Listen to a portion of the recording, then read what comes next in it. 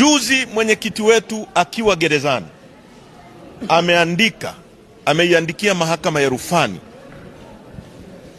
as a matter of urgency kusikiliza kesi ya kwake ya uhaini na kuitolea kuifanyia maamuzi ili atoke au tujue determination yoyote itakayotokea, kwa sababu sote tunajua mwenyekiti wetu alishambuliwa kwa risasi mwaka 2017 hapa Dodoma, akaumizwa vibaya, na kutokana na kuumizwa kwake amekuwa akienda kwenye matibabu na check-up kila baada ya muda. Kwa swala la afya yake ni swala ambalo ni paramount, na ndio maana tunalileta mbele ya Watanzania. Ni swala ambalo ni konseni yetu kama chama, ni swala ambalo ni konseni ya Watanzania, kwa sababu huyu ni mtu aliyeumizwa vibaya. Leo ni siku 350, siku 350, mwaka una siku 365, bado siku 15 tu mwenyekiti wetu atakuwa ametimiza mwaka mzima ndani ya kuta za magereza ya Ukonga, kwa kesi ambayo wote tunajua ni kesi ya uongo, kesi ya kutunga, na kesi ambayo watu wanataka wamtishe apige magoti. Tunalizungumza hili na mwenyekiti amelileta kwenye attention, sio kwa sababu yoyote ile, bali ni kwa sababu za kiafya, sababu ya afya yake. Sio kwa sababu hata wangetaka kudrag, angekuwa mzima, hata wakidragi kesi miaka 3, hakuna siku tutapiga magoti kama tulivyosema siku ya kwanza.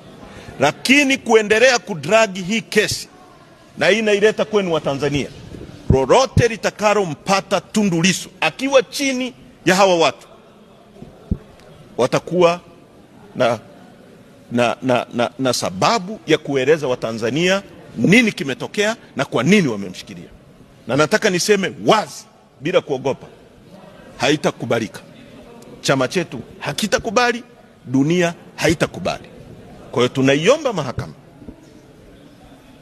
kwa sababu kama hao watu wana kesi, wasianze kuzunguka na kuleta sababu moja au mbili au tatu za kuendelea kumshikilia zaidi mwenyekiti wetu mwaka mzima. Ndio maana tunataka hii kesi isikilizwe haraka, ishe mwaka mzima, siku 350. Leo tunapozungumza kiongozi wetu yuko ndani. Watu waliokuwa na kesi wamechukua miezi karibia 4 pale mahakama ya Kisutu, wanajizungusha tu. Leo tuko mahakamani, wanakuja na appeal ambazo ukiangalia lengo lake ni kupoteza muda. Kwa hiyo hili jambo ni urgent, na tunaiomba mahakama ijitenge nalo. Mahakama itimize wajibu wake wa kuhakikisha inaitisha hii kesi haraka, isikilizwe, tumalizane na hao watu, tumalizane nao once and for all, na mwenyekiti wetu akapate matibabu. Narudia, tangu aliposhambuliwa mwaka 2017 amekuwa akifanya regular checkups za afya yake na kupewa nafasi ya kuonana na madaktari wake bingwa mara kwa mara. Kitendo cha kumshikilia mwaka mzima, kumzuia kupata regular checkups na kupata matibabu anayostahili ni hatari, na hatukubaliani nacho, na kama madhara yakitokea kuna watu watalazimika kujibu. Asanteni sana. Ni kweli kwamba mheshimiwa ameandika barua mahakamani kutaka mahakama iharakishe kesi yake iishe, kwa sababu ni mbinu tu za kupoteza muda. Serikali haina kesi, kesi ni ya uongo, ushahidi haupo.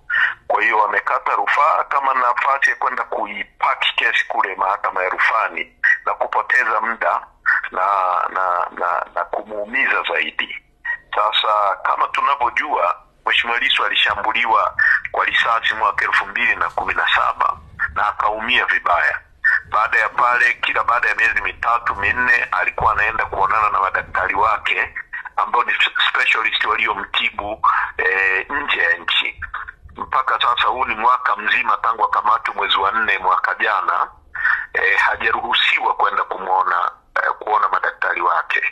huko nyuma tumekuwa tukimwona, kama ilivyo kwa mahabusu wengine wote wanaruhusiwa kutembelewa na ndugu, jamaa na marafiki. Sasa tangu mwezi wa 11 mwaka jana tumezuiliwa, hatujawahi kumwona. Mimi binafsi sijawahi kumwona, na hamna kiongozi yoyote wa chama amewahi kumtembelea, tofauti na tulipomwona wakati wa kesi. Sasa kueleza hali yake halisi ikoje, mimi siwezi kuzungumza hilo, lakini